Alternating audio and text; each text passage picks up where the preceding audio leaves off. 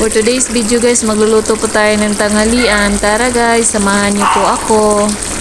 I-ready ko lang yung mga sangkap na gagamitin ko guys. Kung ano lang po yung available dito sa bahay, yan lang po yung gagamitin ko. I-slice ko lang po siya ng pa-cubes, yung carrots at saka yung patatas. Tapos nag-slice na din ako ng onion at saka garlic. Ito na po yung ingredients guys na gagamitin ko. Nilagyan ko pala ng sili guys para mas masarap. Mas gusto ko yung may anghang na pagkain. I-fry lang po natin guys. Tapos ihalo ko na rin yung giniling. I-fry lang po natin konti guys.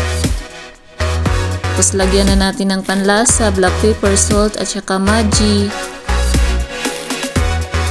Ganito din ba kayo guys pag yung amo mo nasa bakasyon? Kung ano yung maisip mong lutuin, niluluto mo. Hinalo ko na yung carrots at saka yung patatas guys.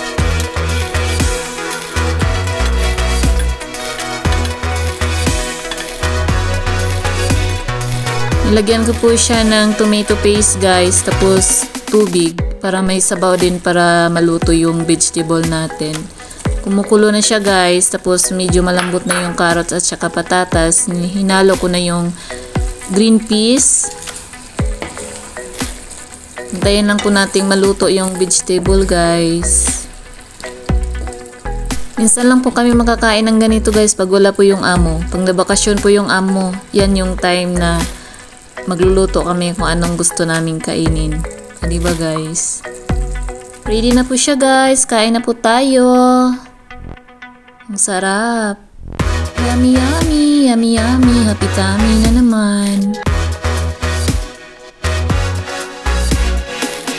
Tara guys, let's eat! Thank you Lord sa blessing. Busog na naman kami.